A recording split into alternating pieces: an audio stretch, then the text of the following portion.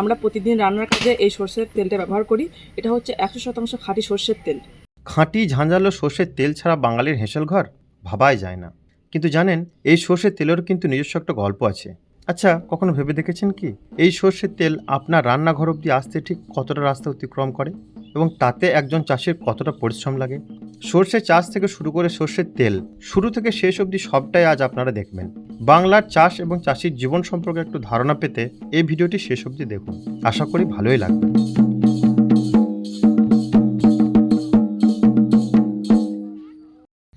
এই হলুদ সর্ষের বীজগুলো আজ আমরা আমাদের জমিতে ছড়াবো।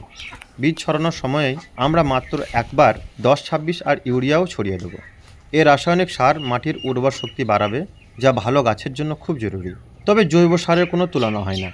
সমস্যাটা হলো দিন দিন গ্রামের দিকেও গোবর সার আর সেভাবে পাওয়া যাচ্ছে না। 12 কাঠা জমিতে 12 কেজি 10-26 আর 6 কেজি ইউরিয়া মিশাল করে আমি ছড়াবো। হ্যাঁ, জমিতে সর্ষে ছড়াতেও বেশ অভিজ্ঞতা লাগে, না হলে জমির সব জায়গায় ফসল একই রকম হবে না, কোথাও কম বা কোথাও বেশি হয়ে যাবে।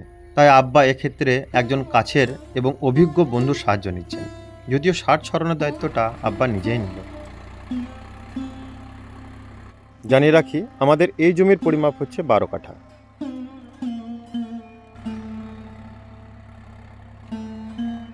মাত্র কয়েকদিন আগেই এই জমিতে ধান চাষ করা হয়েছে।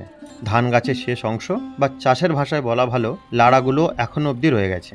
বলে রাখি, সর্ষে চাষের ক্ষেত্রে প্রথমে সর্ষে বীজ ছড়িয়ে তারপরে চাষ দেওয়া হয়, যাতে বীজগুলো মাটির নিচে চাপা পড়ে যায় এবং ভালো করে অঙ্কুরিত হতে পারে।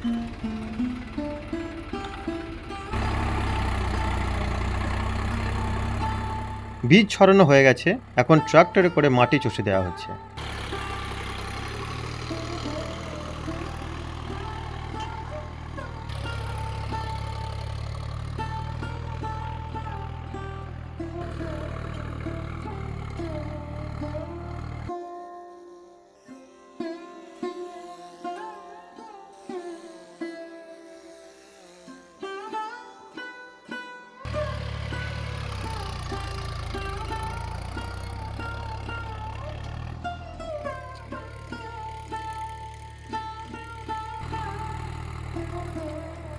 মই দেওয়াটা একান্ত আবশ্যক, যাতে বীজগুলো আরও ভালো করে মাটি ঢাকা পড়ে যায়।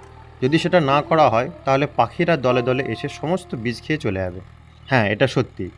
তবে আর একটা ভালো কথা হচ্ছে, এই ট্রাক্টরের চাষের পর ধানের লাড়াগুলো মাটির সঙ্গে মিশে পচে গিয়ে জৈব সারের ভূমিকা পালন করবে।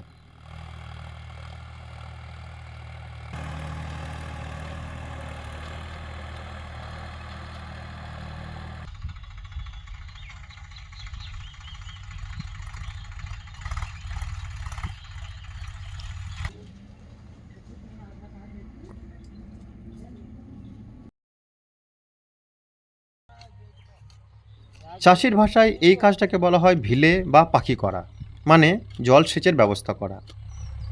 পুরো জমিতেই এই নালাগুলো বানাতে হবে, যাতে জল সেচের সময় সব জায়গায় জল পৌঁছায়।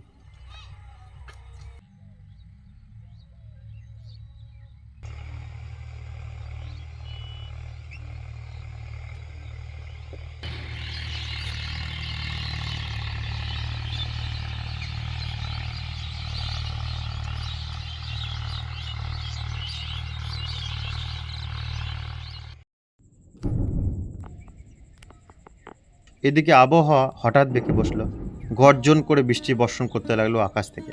কিন্তু এই ছোট ক্ষুদে সদ্য পাখনার মতো পাতা মেলা শস্যের গাছগুলো এই আঘাত আর সহ্য করতে পারবে না। একজন চাষির কাছে এটা কোনো দুঃস্বপ্নের চেয়ে কম না।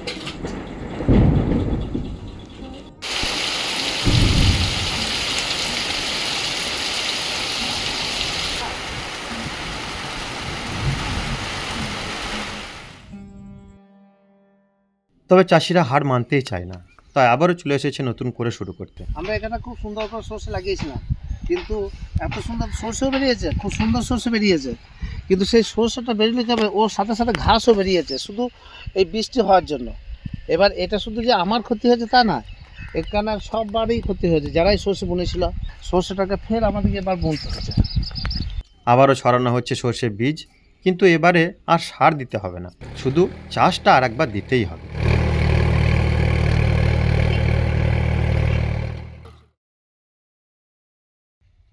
দেখতে দেখতে মাত্র কয়েকদিনের মধ্যেই আবার সর্ষে গাছ বেরিয়ে মাঠগুলো সবুজ চাদরের মতো ঢেকে দিল।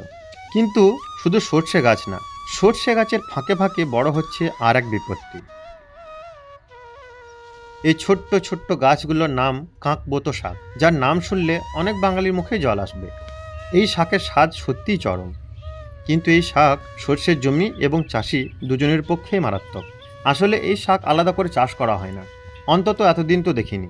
ছোটবেলা থেকে দেখেছি কিছু মানুষ জমিতে নেমে এই শাক তোলে, আর তাই অনেক সর্ষে গাছ পদদলিত হয়ে মারা যায়। অন্যদিকে মাটির যে খাবার সর্ষের জন্য বরাদ্দ থাকে তাতেও কিন্তু এই শাক ভাগ বসায়। এই সময়ে জলসেচ করাটা খুবই জরুরি, তাই আজ চলছে জলসেচের কাজ। জল ছিটিয়ে দিতে হবে এমন করে যাতে গাছের গোড়ায় জল না জমে, নাহলে গাছ পচে গিয়ে মারা যেতে পারে।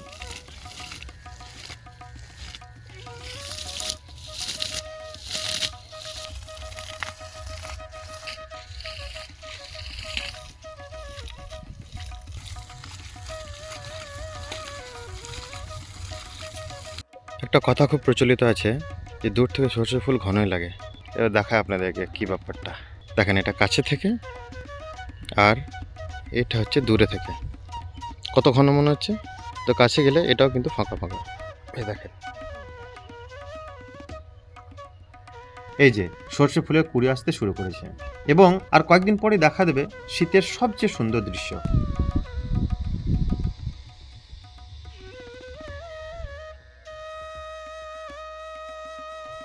সর্ষে ফুল ফুটতে শুরু করেছে। এই সময়টাতে প্রকৃতির রূপ দেখলে সে বিখ্যাত উক্তিটা মনে পড়ে যায়, সত্যিই সে লোকাস, কি বিচিত্র এই দেশ।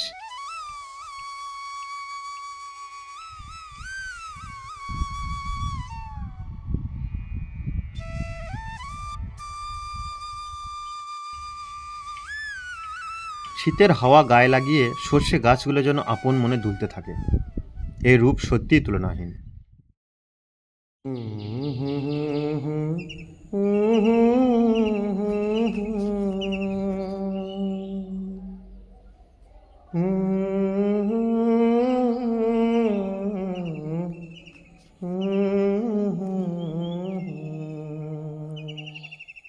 শীতের কুয়াশার চাদর ঢেকে সূর্যের সঙ্গে চলছে লুকোচুরি খেলা।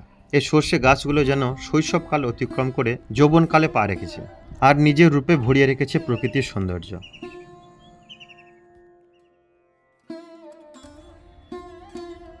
এখন ফুল ঝরিয়ে গাছগুলো যত্নে বড় করছে নতুন সর্ষের দানা। কিন্তু এই সময়ে আরও একবার জলসেচের খুব প্রয়োজন। একজন চাষি এটা খুব ভালো করে বুঝতে পারে। একবার থালা করে ছিটিয়ে ছিটিয়ে জল দেওয়া হয়েছে, এবার বড় গাছ হয়ে গেছে, এখন একবার ছেঁচ করে দিচ্ছি। এই ছেঁচ করে দেওয়ার পরই আর কিছু করতে হবে না, এই ছাঁচি সর্ষে পেকে যাবে, আর টানও পাবে না। এখন কিন্তু ফুল বেশিরভাগ ফুলই ঝরে গেছে এই জমিটার, কারণ এটা হচ্ছে হলুদ সর্ষে। আর এই যে এত সুন্দর ঘন একদম গাছ হয়ে আছে, এগুলো হচ্ছে কালো সর্ষে।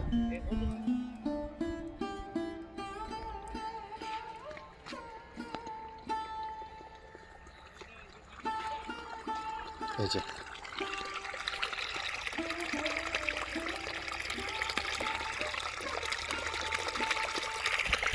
এটা আসছে ওই সামনে একটা পুকুর আছে, ওই তাল গাছের ওখানে একটা পুকুর আছে, সেখান থেকে আসছে। আমাদের মোটামুটি সারা বছরের তেল এই জমিটা থেকে আমরা পেয়ে যাই। এই মাঠে আলু আর সর্ষেরই চাষ করা হয়েছে মূলত এবছর। এরপরে আবার নতুন ধরনের চাষ করা হবে, আমরা সে ভিডিও চেষ্টা করব আপনাদেরকে দেখাবার। এখানে দেখছি কিছুটা জমিতে মসুর কলাই লাগানো হয়েছে। এই যে এই পুকুরটা থেকে জল নেওয়া হচ্ছে।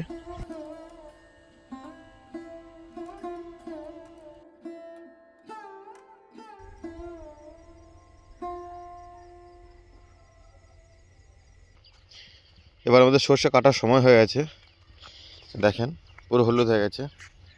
এই হলুদ হয়ে যাওয়া মানেই সর্ষে পেকে গেছে, ঠিক আছে।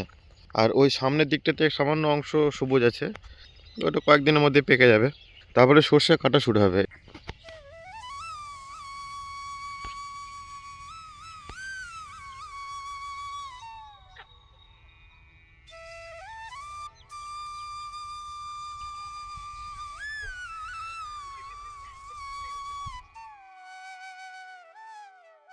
এবার আমাদের সর্ষে কাটার সময় হয়ে গেছে। মাঠে দু ধরনের সর্ষে আছে, হলুদ সর্ষে আর কালো সর্ষে।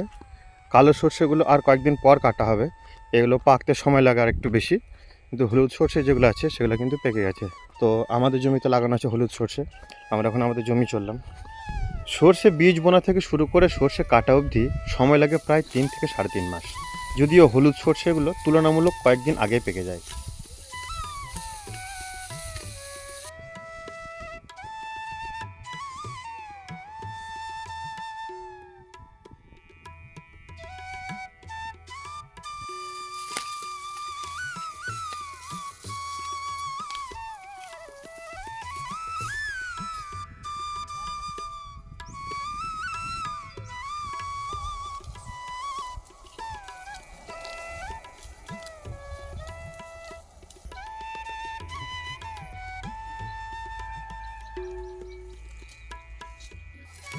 পাকা সর্ষে যাতে ঝরে পড়ে নষ্ট না হয় তাই তো ওই চাদরটা বিছানো হয়েছে।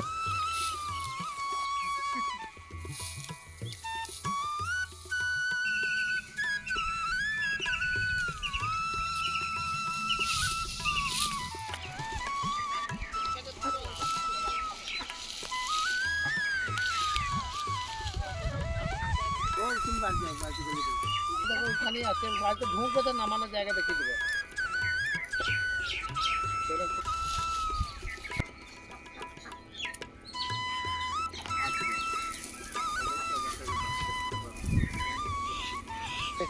এইটা কিন্তু অরিজিনাল পাকা, কিন্তু এটা মানে পরের স্টেজে আমি যখন চাষ করবো না, এইটাকে গুছিয়ে গুছিয়ে রেখে দেবো বীজ হিসাবে। এই যে সেই পিছু না ছাড়া কাকবত শাক, এদেরও ফলন বেশ ভালো হয়েছে দেখছি। জানেন, এই শাকের বীজগুলো কিন্তু সহজে নষ্ট হয় না, পরের বছর সর্ষে চাষের সময় আবার ঠিক দেখা দেবে। এদের ব্যবহারটা হচ্ছে অনেকটা সেই জান না পেহচান ম্যায় তেরা মেহমানের মতো।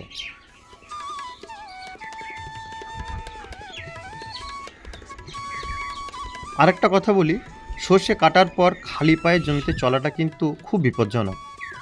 এই জমিতে চলার সময় পাটাকে একটু ছলিয়ে রাখতে হয়, মানে একটু অ্যাঙ্গেল করে রাখতে হয়, যাতে সর্ষে ধারালো অংশগুলো পায়ে ফুটে না যায়।